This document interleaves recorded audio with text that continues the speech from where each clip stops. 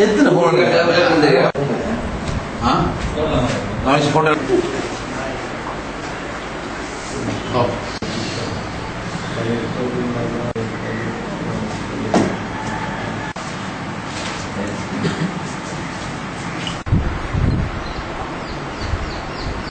தலைசிறந்த சமூக தலைவர் கல்விமான் சமூக சேவர்களுடைய வாழ்க்கை வரலாறு வாழ்வியலை ஒரு நோக்கு பல நோக்குகள் இருக்கும்போது ஒரு நோக்காக கொண்டு அவருடைய குறிப்பாக நம்முடைய பிராந்தியத்துக்கு அவர் செய்த சேவைகள் அவர் யார், அவருடைய பிறப்பு, அவர் வளர்ந்த பாசனம் என்பவைகளை கருத்தில் கொண்டு அவருடன் கடந்த 40 வருடங்களுக்கு மேலாக குடும்ப உறவு கொண்டு நண்பராக இருந்த அவருக்கு உதவியாளராக இருந்த அதற்குரிய அல்லாஹ் கஃபூராஜி அவர்களால் எழுதப்பட்ட இந்த நூல் தான் டாக்டர் ஏஎல்எம் ஹாசன் வாழ்வியல் ஒரு நோக்கு.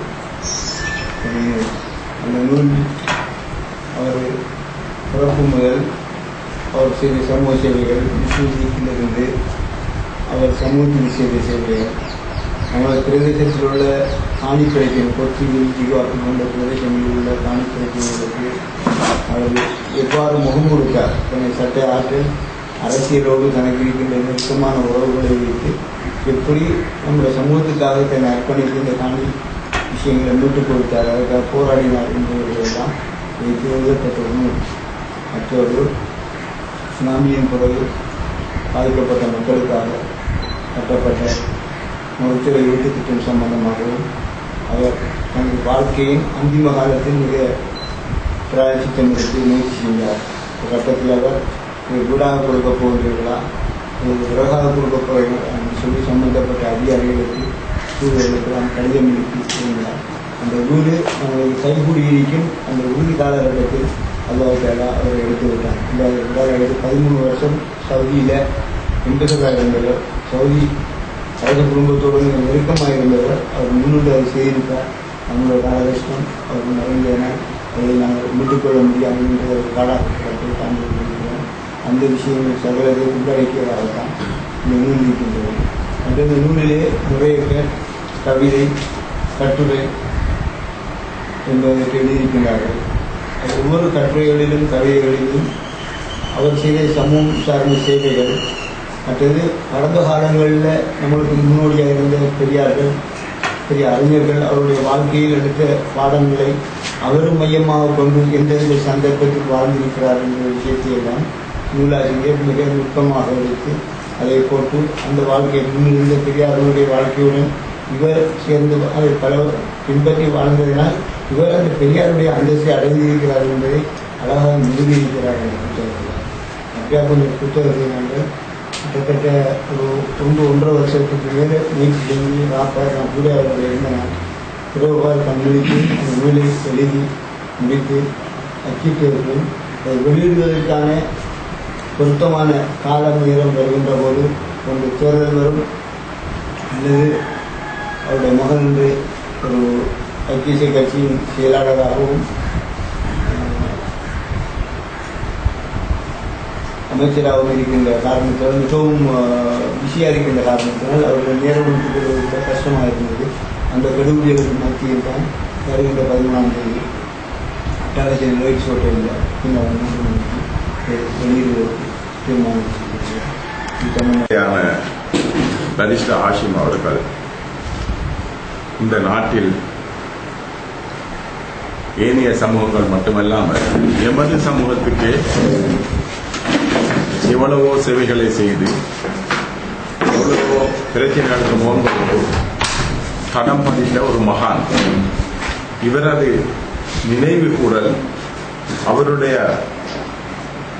அவர் வஃபாத்தான தினத்தோடு முடிந்து விடாமல் இன்னும் பல 100 ஆண்டுகள் எங்கள் மக்கள் மத்தியில் எங்கள் நாட்டில் நினைவு கூறப்பட வேண்டும் என்பதற்காக அவரோடு குடும்ப உறவு கொண்ட எங்கள் மதிப்புக்குரிய அல்ஹாஜ் எம் அப்துல் கபூர் அவர்கள் எழுதிய இந்த நூலை வெளியிடுவதில் அதுக்கு ஒத்தாசை வழங்குவதில் நாங்கள் எல்லோரும் மிகவும் மகிழ்ச்சி அடைகின்றோம். இந்த நினைவுகூறல், இந்த புத்தக வெளியீடு எங்கள் சமூகத்தில் உள்ள ஏனைய சமூக சேவையாளர்களுக்கு ஒரு ஊக்குவிப்பாகவும் அமைந்து எங்கள் சமூக சிந்தனையுடன் ஏனையவர்களும் முன்னெடுப்புகளை செய்வார்கள் என்று நாங்கள் நம்புகின்றோம். இதில் இந்த எங்கள் இயக்கத்தின் தேசிய அமைப்பாளராக என்னை தெரிவு செய்து இந்த பொறுப்பை என்னிடம் கொடுத்தவர்களுக்கும் நான் நன்றி கூறி உங்களிடமிருந்து விடைபெறுகிறேன். அவர் சொன்ன வார்த்தைகள் அவருடைய சமூகத்துக்கும் தடமாக அமையும், அதுதான் அது சார்ந்தாக இருக்கும் என்ற கருத்து என்னை தொட்டவுடன் நான் சம்பந்தமாக இந்த நூலை எழுத வேண்டும் என்று ஆவல் கொண்டு பின் சில காரணங்களால் பின்போடப்பட்டு இந்த நூலை எழுத வேண்டிய அவசியம் எனக்கு ஏற்பட்டது. அவருடன் நான் இணைந்திருந்த 40 வருட காலத்தில் அவருக்கு அதிகமாக புத்தகங்கள் தூக்கி தெரிஞ்சவன் நான் தான், ஒரு ஆளுமே கிடையாது. அடுத்தது அவர் என்னுடைய ஒளிமையத்தையும் என்னுடைய சேவைகளையும் நீ விற்க முன்னோக்கியவனாக இருக்க வேண்டும் என்று 3 தரம் கூறியிருக்கிறார். ஒரு தரம் நான் என்னுடைய அதற்குரிய பிராமகன் ஷாப்ஜியின் உடன் சென்றவர்களை அவர் கூறிய வார்த்தைகள், நான் மௌத்தானாலும் இந்த முஸ்லிம்களுக்கு மத்தியில் என்னுடைய சேவையை முன்வைத்து அதை தளமாக வைத்து தொடர்ந்து செய்வதற்குரிய கல்விமகங்களை உருவாக்க வேண்டும் என்று கூறிய ஒரு வார்த்தை இன்னும் என் நெஞ்சில் கொண்டு கொண்டிருக்கிறது. இந்த புத்தகத்தை நான் 3 வகைப்படுத்தி ஒன்று முதல் திரிமுகம் என்று என்னுடைய உரையை ஆரம்பித்திருக்கிறேன். திரிமுகம் முதல் முகத்தில் அவருடைய வாழ்க்கையின் வரலாற்று சம்பவங்களையும், 2வது முகத்தில் அவர் எவ்வண்ணம் முஸ்லிம் லீக்குடன் இணைந்தார், எவ்வண்ணம் செயல்பட்டார், எவ்வண்ணம் தடமமைத்தார் என்ற விஷயங்களையும், 3வது முறையத்தில் பொதுமக்களுக்கு சந்தர்ப்பத்தை கொடுத்து அவர்களின் ஆக்கங்களையும் உள்வாங்கி செயற்பட்டுக் கொண்டு செல்வாங்கித்தான் இந்த நூல் எழுதப்பட்டிருக்கிறது. அதுக்கு திரிமுகம் என்று எழுதி இந்த திரிமுகம் என்னும் 3 முகங்களும் திருமுகமாக மலர வேண்டும் என்று நான் பிரார்த்தனை செய்து கொடுத்திருக்கிறேன். இது சில குறைபாடுகள் இருக்கலாம், அல்லது சில விடயங்கள் இருக்கலாம். இருந்தாலும் சகலதையும் முன்னோக்கி நாம் இந்த புத்தகத்தை எழுதுவதில் நான் மதிப்பு காட்டிய வேலை எனது மிகவும் ஒத்தாசை புரிந்தவர்களில் எங்களது மதிப்புக்குரிய தற்போதைய இணைப்பாளர் நியமிக்கப்பட்டிருந்த எங்களது எம்என்எம் நைம்ஷர் வந்து மிகவும் பங்களித்தவர், சளைக்காமல் பங்களித்தவர், ஒத்தாசை புரிந்தவர். அதோடு என்னுடைய ஷாப் மிகவும் ஒத்தாசை புரிந்தவர்கள். அவர்களை நாம் என்றும் மறக்கவும் முடியாது. இந்த புத்தகம் வெளியிருந்த நேரத்தில் என்னுடைய மனைவி காலமான காரணத்தால் அது நான் வெளியிடுவதற்கு மிகவும் கஷ்டமான மரலையுடன் ஆகிறேன். மேலும் இந்த புத்தகத்தின் வரலாறு தொடர்ந்து 2ஆம் பதிப்பாக வெளியிடுவதற்கும் நான் ஆவலாக இருந்து கொண்டிருக்கிறேன்.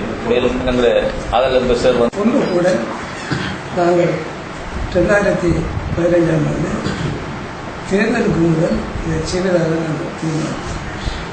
இந்த பரிஸ்தர் ஆசிம் பௌர்ணசம் எனப்படுகின்ற இந்த ஏலம் ஆசிம் அவர்களின் வாழ்வியல் ஒரு நோக்கு புத்தகம் கிட்டத்தட்ட ஒரு 6-7 மாதங்களாக எழுதப்பட்டு அதனை எங்களுக்கு வெளியிடுவதற்கு பல சோதனைகள் ஏற்பட்டது. ஒன்று, தேர்தல் காலங்கள் தடையாது.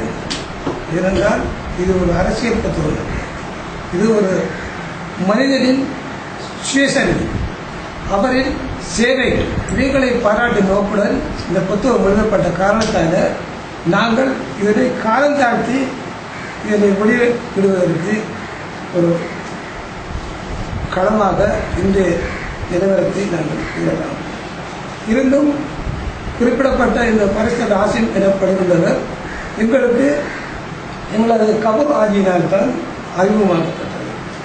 இவரை நாங்கள் பத்திரிகைகளில் பேப்பர்கள் வானொலியில் கேட்டிருக்கின்றோம், இதை பற்றிய விடயங்களை நாங்கள் அறிந்திருக்கின்றோம். ஆனால் உண்மையாகவே அவருடன் கூடி பழகின அந்த விஷயத்துக்கு மூலாதாரமாக இருந்தவர் எங்களது அப்துல் கப்ராஜர். ஏனென்றால் நாங்கள் ஒரு விடயத்தை முன்கொணர வேண்டிய தேவை இருந்தது. நாங்கள் படித்த வகையிலே கடந்த 3 தசாப்தங்களுக்கு முதல் மிந்தூர் பிரதேசம், அக்கரைப்பட்டி பிரதேசங்களில் எமது காணிகள் சுவீகரிக்கப்பட்டது. அதனை பெற்றுத் தருவதற்கு மும்முரமாக பாடுபட்டவர் மிஸ்டர் ஏஎல்எம் பரிசுத்தர் ஹாசிம் என்கிறத நாங்கள் அந்த நேரம் அறிந்திருக்கின்றோம். நாங்கள் சிறு வயதில் ஒளிமொழியாடுகின்ற நேரம் இதனை நாங்கள் அறிந்திருக்கின்றோம். அதே போல் 1980 காலப்பகுதிகளில் பொத்துவில் தொடக்கம் உள்ளே வரையிலே உள்ள எமது சமூகத்தைச் சேர்ந்த முஸ்லீம் மக்களால், நமக்கு தெரியும் பொத்துவில் ஒரு முஸ்லீம் பிரதேசம், அந்த மக்களால் அவர்களின் சுய முயற்சியினால் வெட்டப்பட்ட காணிகள் அந்த நேரம் இருந்த அரசியல் அதிகாரங்களை பயன்படுத்தி சில பெரும்பான்மையத்தைச் சேர்ந்த சிங்கள மக்களால் இந்த காணிகள் சுவீகரிக்கப்பட வேண்டிய ஒரு தேவை இருந்தது. அந்த நிமித்தம் அந்த காலகட்டத்தில் எமது பரிசுத்தர் ஹாசிம் பெறப்படுகின்ற இந்த தனவந்தர் ஒரு தனவந்தர் என்று கூறலாம். அதை பற்றி நாங்கள் பின்னர் சொல்லுவோம்.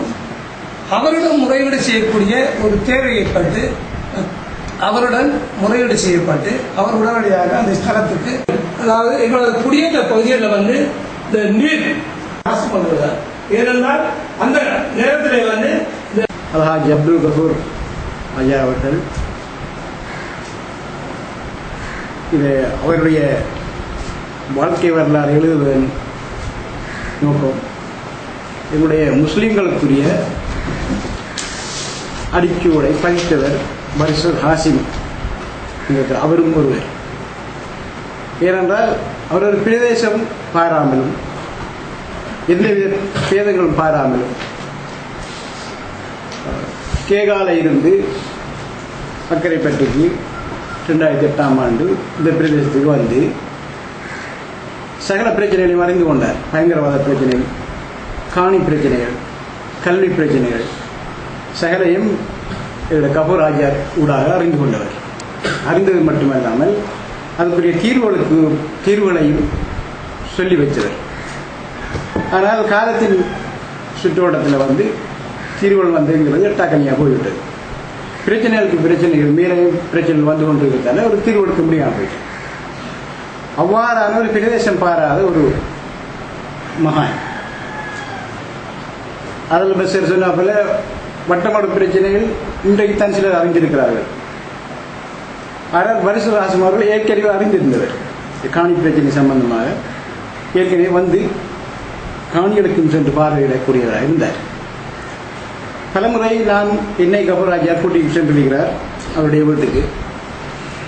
அவர்கள் ஒரு எந்த விதமான ஒரு பேதமும் இல்லாமல் ஒரு கீழார் மேலார் என்றும் இல்லாமல் பக்கத்தில் அரவணைத்துக் கொண்டு அழகாக பேசுவார். இந்த மகானை கட்டாயம் நாங்கள் இந்த உலகத்துக்கு அறியப்படுத்த வேண்டும். இந்த உலகத்துக்கு அறியப்படுத்துவதன் மூலம் முஸ்லிம் இருக்கிறார் என்று எல்லாரும் தெரிந்து கொள்வார்கள். அவருடைய சேவைகள் என்று சொல்வார். இவர் என்ன சேவை செய்தார் எங்களுக்கு என்று சிலர்கள் கேட்கக்கூடும். இவர் எங்கே இருந்து சேவை செய்தார்கள். ஆகவே ஜனாதிபதி மஹிந்த ராஜபக்ஷ முதலாவதாக வந்திருந்த நேரம் கூட, முதலாவது ஆட்சியிலும் கூட மாடல் பிரச்சனை இன்று நேரத்தில் அந்நேரம் ஆரம்பித்தது. அதே நேரம் அந்த நேரத்தில் அவர் ஒரு பரிசுத்தர் ஹாசிம் அவர்கள் ஜனாதிபதி ஆலோசனை குழுவில் இருக்கிறார். அப்போது அவர் ஒரு சிறிய புத்தகம் ஒன்று எழுதி ஜனாதிபதி மஹிந்த ராஜபக்ஷவுக்கு விளங்கப்படுத்தினார். தம்பி, நீ இப்படியான பிரச்சனை இதில் நீங்கள் தடை செய்ய அதிகாரம் இல்லை என்று கூட முஸ்லீம்களுக்காக அவர் பாடுபட்டவர். முஸ்லீம்கள் எங்கெங்கு இருக்கிறார்களோ அங்கெங்கே எல்லாம் அவர் காலடி வைத்தவர். இவ்வாறு ஒரு மகானை, இவ்வாறு நீங்கள் அது முஸ்லீம் பெரியாரை நாங்கள் வெளிக்கொணர்வு மிகவும் பெருமிதம் அடைகிறோம். அந்த வகையிலே எங்களுடைய இந்த அமைப்பின் ஊடாக அல்ஹாஜ் அப்துல் கஃபூர் அவர்கள் எடுத்த முயற்சியை நாங்கள் பாராட்டிக்கொண்டு மேலும் விடயங்கள் எங்களுடைய வெளியீட்டு விழாவில் அறியப்படுத்தலாம் என்று இத்துடன் முடிக்கிறேன். தேசிய அமைப்பாளர் எங்களுடைய நவீஷர், தேசிய தலைவர் எங்களுடைய நஸ்ரானியார், எங்களுடைய பொருளாளர் ஷாப்தீன், எங்களுடைய கவிஷாளர் ஆதல் சார், இப்படி ஒரு பெரும் ஒரு ஒரு ஒரு ஒரு கட்டமைப்பை உருவாக்கி நாங்கள் ஆரம்பித்த இந்த விஷயத்தில் ஓமரங்காய் கண்ணன் சம்பந்தமாக அண்மையில ஜனாதிபதி சேகரத்தோட நான் தொடர்பு கொண்டு கம்மம் செய்கிற ஆட்கள் கம்மத்தை செய்யட்டும், அவங்களுக்கும் எங்களுக்கும் வழக்கு நாங்கள் காணியை அடக்க போனதில் அவங்க ஆட்களுக்கு கொஞ்சம் சண்டை பிடிச்ச காரணத்தில் வழக்கு போகாது, அதெல்லாம் நீக்கட்டும். அது இருக்க இவங்க நாங்கள் போன காணியை நாங்கள் எடுத்த பரம்பரை சண்டை வரும் பிரச்சனை வந்து கொண்டிருக்கும். எனவே இதுக்கு பகரமாக மகாவலி அபிவிருத்தியில எங்களுடைய மக்களுக்கு நீங்க காணி கொடுத்து இணக்கம் தெரிவிக்கும் சொல்லி மூழ்குடி அமைப்பின் பணிப்பாளர் மிஸ்டர் ஹுசைன் பஷீர் என்கிறவர் என்னுடைய தொடர்பு கொண்டு அசம்பந்தமான பட்டியலை சமர்ப்பிக்கிறதுக்கு நாளைக்கு அல்ல மறுநாள் எங்களுடைய கையளிக்க இருக்கார். நாங்க அசம்பந்தமான பட்டியல் கதிர்விலைக்கு நாளை அன்னைக்கு போய் கையெழுத்தோம்னா சம்பந்தப்பட்டார்கள் அவ்வளவு இருக்கும். அதுக்கு பகரமான காணி கொடுக்கறதுக்கு அரசாங்கம் சம்மதம் தெரிவிச்சு நஷ்டங்களோட. ரெண்டாவது விஷயம் என்னன்னா, நாங்க நுரத்தோல் சம்பந்தமான அடிமுடி இந்த நுரத்தோல் சம்பந்தமான இந்த பிரச்சனையை நாங்க மேல் மட்டத்திலையும் எங்களுடைய ரிஷாத் பதிவுதீன் மத்தியிலையும் நாங்க பலமுறை கழித்தோம். அதுக்கு மிகவும் தகுதியான ஒருவரை எங்களுக்கு அரசாங்கம் நியமித்து தந்திருக்கு. சம்பந்தமாக மூணாவது விஷயம் எங்களுடைய கோரிக்கை மிகவும் கடுமையா இருந்துச்சு அமைச்சர்கிட்ட. மூணாவது விஷயம் என்னன்னா, இல்லாடி எங்களுடைய நபிஷரை வேற தொழில போட்டுக்கலாம். நாங்கள் சொன்னோம், அவர் விவசாயம் சார்ந்தவர், ரசாயனம் சம்பந்தமாக சகல பூர்ணத்துவம் அறிவுடையவர், அவர் மிகவும் வெளிநாட்டு கும்பலுடைய துறவாய்க்கவர். எனவே இந்த கரும்புச்சியை உற்பத்தி செய்வதா அல்லது வெள்ளாமைச்சர் அங்கே தீர்மானிக்க பொறுப்பாடு கொடுக்கப்படும் என்று 12 கடிதங்கள் அனுப்பி நாங்கள் மினிஸ்டருக்கு சொன்னோம். மினிஸ்டர் சொன்னால் கொஞ்சம் பொருங்க ஆகியை கொஞ்சம் பொருங்கண்டார். அந்த பொருங்கன்றது ஆக்களுக்கு வழங்காம இது கிடைக்க மாட்டான் அவதூறு சொன்னாங்க. ஆனா கடைசியில அது நடந்திருக்கு. சிலங்க இந்த பதவி ஒரு சின்ன பதவி ஆனா இந்த அமைப்பு எந்த அரசியலும் இல்லை. அகில கட்சி தவசாளர் இருக்கிறார், பரிசு ஹாஷிம், இவர் அகில இந்த மக்கள் காங்கிரஸ் இருக்கிறார். அதெல்லாம் எங்களுக்கு பிரச்சனை இல்லை. ஏன்னா அது பிரச்சனையும் இல்லை. அவங்க ஆணையில கேட்டாங்க, அப்ப எங்கட கட்சி உள்ளார்கள் அது எங்களுக்கு அது சம்பந்தமா ஒன்றும் இல்லை. எங்கள் நோக்கம் முழுதும் இந்த மக்களுக்கு நல்லது செய்து நல்ல விஷயங்களை வெளிப்படுத்த. அது ஆரம்பத்தில் இந்த மகாவதி அபிவிருத்தி விஷயம் சம்பந்தமாக மிகவும் 2 கிழமைக்குள்ள நாங்கள் தீர்வு காண்போம். எங்களுக்கு மிகவும் உயர்மட்டம் வாக்குறுதி. அது பெரிய ரகசியம் சொல்லத்தான். அடுத்த இன்னொரு விஷயம் என்னன்னா, எங்களுடைய பவுண்டேஷனால நாங்க கிட்ட காலத்துல ஒரு நபீஷரை அழைத்து கொண்டு போய் புத்தகத்துல மிகவும் பெருந்தொகைக்கு அந்த ஒரு வறிய மாணவர்களுக்கு புத்தகம் கோப்பி நாங்கள் ஒத்துருக்கு மருதாக்கு மட்டும் தெரியக்கூடிய நானும் சேரும் போய் முதலமாக இறங்கி ஆக்களை கூப்பிட்டு கையாளி வந்ததும் வந்து நிற்கணும். செல்லப்படாண்டா இவ என்னத்தை செஞ்சாங்கன்னு சொல்லணுமே.